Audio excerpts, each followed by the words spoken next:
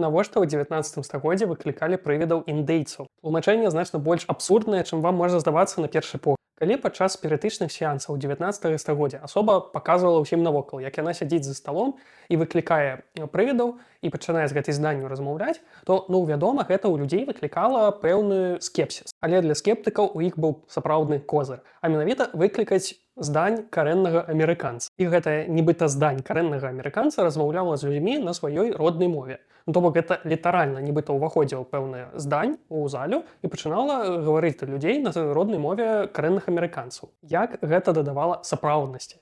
Справа ў тым, што сярод амерыканцаў 1870-х гадоў быў такі глыбокі расізм у дачыненні да індейцаў, што ён пераходзіў нават у нейкія станоўчыя рысы, як, напрыклад, тое, што яны настолькі дзікунскія і далёкія цывілізацыі, што яны літаральна не здатныя на хлусні. Гэта, вядома, тычыцца толькі амерыканцаў, якія жылі як мага далей ад гэтых індейцаў. Тыя, хто беспасрэдна меў нейкія зносіны з індейцамі, такіх перакананняў не мелі. Да таго ж, вядома, быў стэрэатып, што гэтыя людзі блізкія да натуры, да прыроды. І, вядома, іхняя сувязь, так як з прыродай бліжэйшая, то больш верагодна, што іхні дух сапраўды нейкі можа застацца нібыта. Таму для людзей, якія праводзілі гэтыя сеансы, дзе яны нібыта выклікалі нейкія здані, гэта сапраўды для іх быў такі доказ таго, што яны даюць людзям вось самы аўтэнтычны досвед, што яны выклікаюць нешта сапраўднае, таму што вось яны бачаць чалавека карэннага амерыканца, які размаўляе на сваёй роднай мове, проста тут перад імі.